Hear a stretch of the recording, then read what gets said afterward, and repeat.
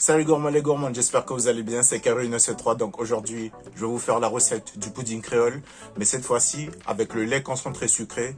Je vous en avais parlé dans une autre vidéo où je l'avais fait avec du sucre de canne. Cette fois-ci, c'est avec le lait concentré sucré.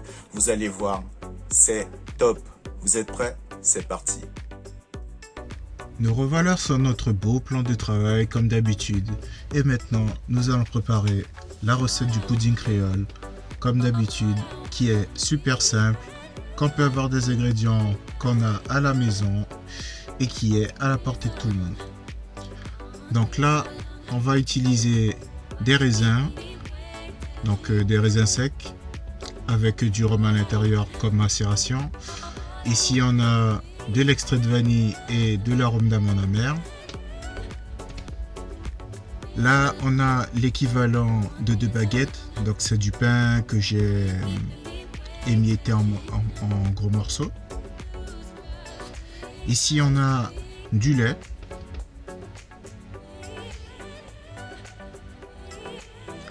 Là, on a pris du sucre vanillé. Donc, prenez le sucre vanillé que vous voulez, hein. Ici, on a du beurre. Donc là, c'est du beurre doux. Le lait concentré sucré. Ensuite, on a pris de la cannelle. Donc, c'est de la cannelle moulue, hein.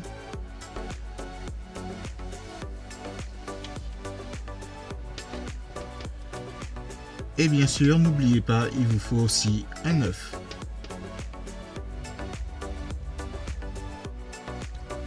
Donc là, on va prendre la cuve du batteur et on va commencer à mettre tous les morceaux de baguette qu'on a pris le soin d'émietter. Et on met la totalité dans la cuve du batteur.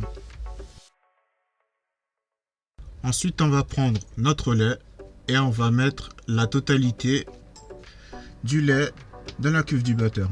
Donc là, je précise que j'ai mis 2 briques de lait. Donc en tout, ça vous fait 2 litres de lait pour 2 baguettes.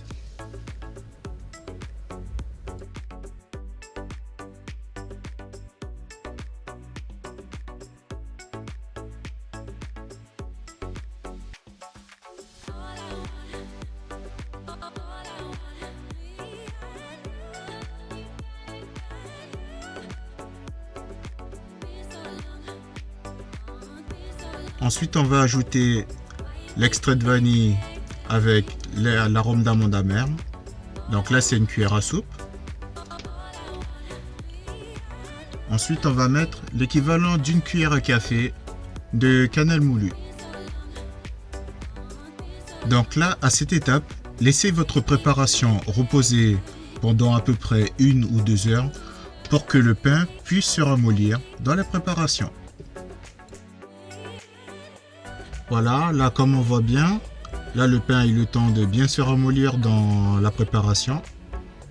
Donc maintenant, on va pouvoir ajouter le sucre vanillé. Donc là, je vais mettre 2 sachets. Et maintenant, on va mettre la totalité du lait concentré sucré. Donc là, comme vous allez voir, je ne vais pas mettre tout en une seule fois. Je rajoute une partie et ensuite après je vais fouetter, une deuxième partie et ensuite je vais fouetter et une troisième partie encore. J'incorpore toujours le lait concentré sucré en 3 fois.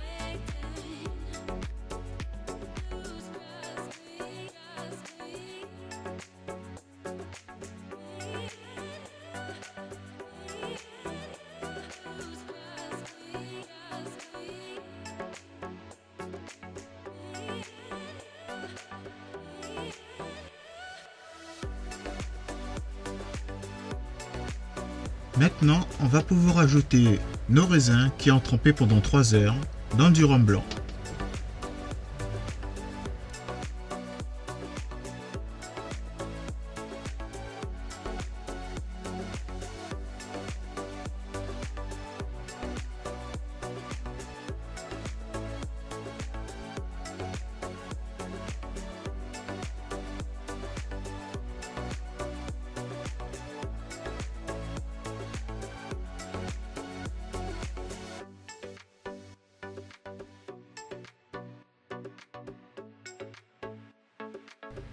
Ensuite, on va ajouter un œuf.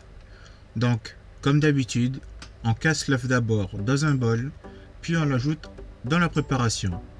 Et comme j'ai l'habitude de dire, on n'est jamais à l'abri de tomber sur un œuf qui est pourri.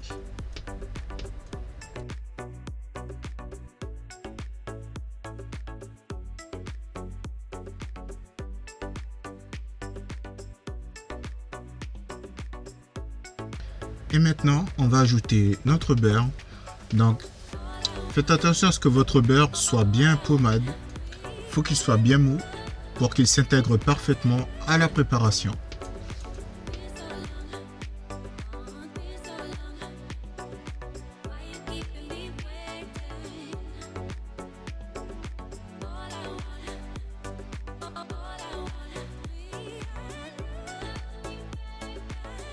Quand vous allez vider votre préparation dans le moule, prenez soin de toujours d'abord beurrer le moule avant de verser votre préparation dans le moule.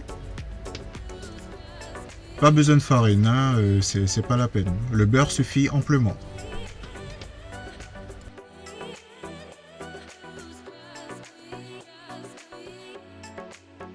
Donc là, n'hésitez pas de remplir le moule à hauteur.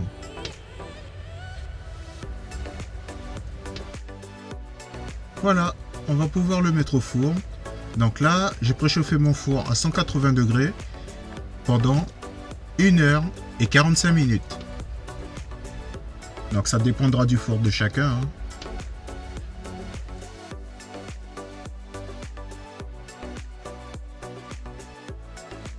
Voilà, les puddings sont cuits.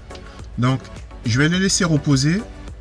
Et ensuite après, je vais les passer au frigo pendant à peu près 2 à 3 heures pour qu'ils refroidissent bien, pour pouvoir les démouler sans problème. Ne les démoulez surtout pas à chaud, sinon ça va être un massacre, hein. Voilà, les puddings sont bien froids, donc laissez-les un bon bout de temps au frigo pour qu'ils raffermissent. Et franchement, je me suis pris une part, je l'ai goûté et c'était vraiment une tuerie. C'était super bon. La recette des puddings est maintenant terminée. N'hésitez pas à refaire cette recette chez vous. Pensez à commenter, liker si vous avez aimé cette vidéo. Pensez aussi à me suivre sur mes réseaux sociaux, Facebook et Instagram. Cette recette, vous pouvez la faire avec n'importe quel type de pain. Que ce soit de la brioche, que ce soit du pain de campagne, vous pouvez tout utiliser, ça marchera parfaitement. Voilà. Sur ce, je vous dis à une prochaine fois pour une prochaine recette et surtout, portez-vous bien. Ciao!